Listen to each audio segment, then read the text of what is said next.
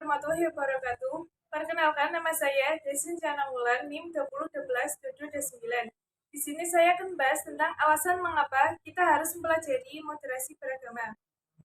Ada beberapa alasan mengapa kita perlu mempelajari moderasi beragama. Yang pertama, mendorong pemahaman yang mendalam. Memahami konsep dan prinsip moderasi beragama memungkinkan kita untuk memiliki pemahaman yang lebih mendalam tentang agama-agama lain. Hal ini membantu menghindari stereotip dan prasangka negatif yang mungkin timbul akibat ketidaktahuan. Yang kedua, meningkatkan toleransi dan penghargaan terhadap perbedaan.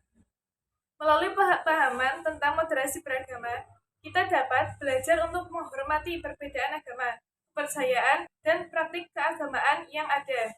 Ini mendorong terciptanya sikap toleransi, saling menghormati, dan penghargaan terhadap keberagaman agama di masyarakat.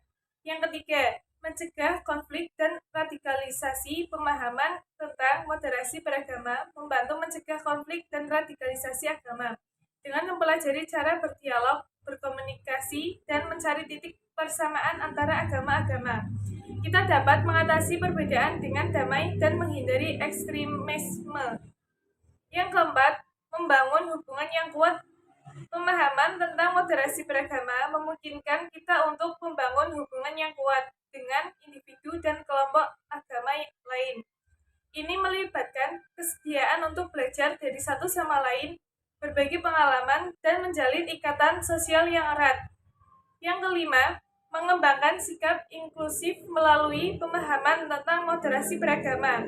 Kita dapat mengembangkan sikap inklusif yang melibatkan semua orang tanpa memandang agama, kepercayaan, atau latar belakang budaya.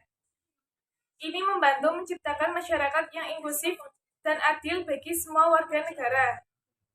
Yang keenam, mempromosikan dialog antar agama. Pemahaman tentang moderasi beragama memungkinkan kita untuk terlibat dalam dialog antar agama yang bermakna. Ini memperluas wawasan kita, memperdalam pemahaman tentang keyakinan dan praktik agama lain, dan membangun jembatan antara komunitas agama.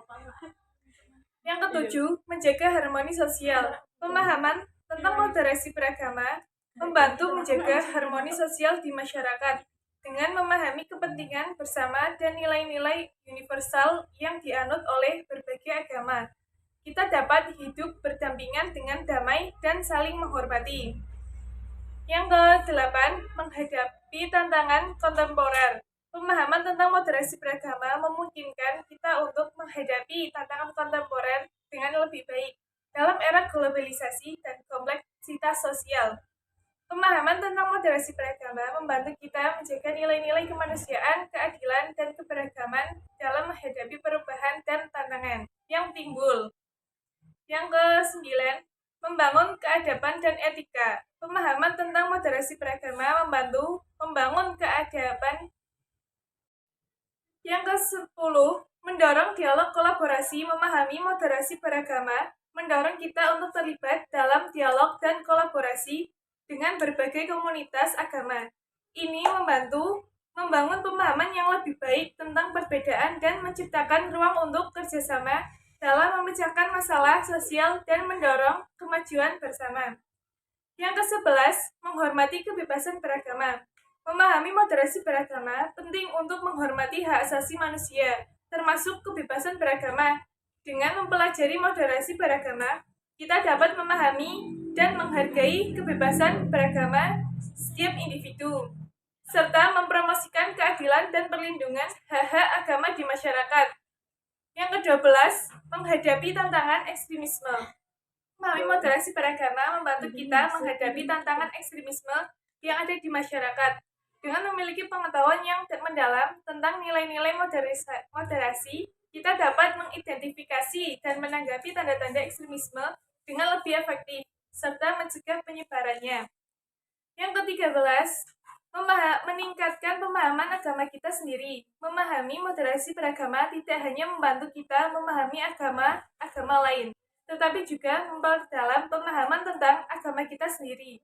Dengan mempelajari prinsip-prinsip moderasi, kita dapat menggali sisi yang inklusif dan toleran dalam ajaran agama kita, serta mempraktikkannya dalam kehidupan sehari-hari.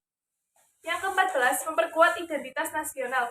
Moderasi beragama memainkan peran penting dalam memperkuat identitas nasional yang inklusif di Indonesia. Dalam masyarakat yang heterogen seperti Indonesia, mempelajari dan menerapkan moderasi beragama membantu membangun persatuan, menghargai keberagaman budaya, dan memperkuat jalinan sosial antar warga negara. Yang ke-15, mengembangkan keterampilan budaya. Antar budaya memahami moderasi beragama melibatkan interaksi dengan individu dan komunitas agama lain. Ini membantu mengembangkan keterampilan antar budaya yang penting dalam dunia yang semakin terhubung secara global, membuka pintu untuk pengalaman baru, pemahaman yang lebih dalam tentang keberagaman manusia dan kerjasama lintas budaya. Yang ke-16, menjaga stabilitas sosial. Memahami moderasi beragama merupakan fondasi untuk menjaga stabilitas sosial di Indonesia. Dengan menghormati perbedaan agama dan mempraktikannya moderasi, kita dapat mencegah konflik agama, meningkatkan keharmonisan antar umat beragama, dan menjaga keamanan serta ketentraman sosial. Yang ke-17, dengan mempelajari moderasi beragama, kita dapat memperkuat nilai-nilai inklusif, toleransi, dan kerukunan agama di masyarakat. Ini membantu membangun negara yang cerdas,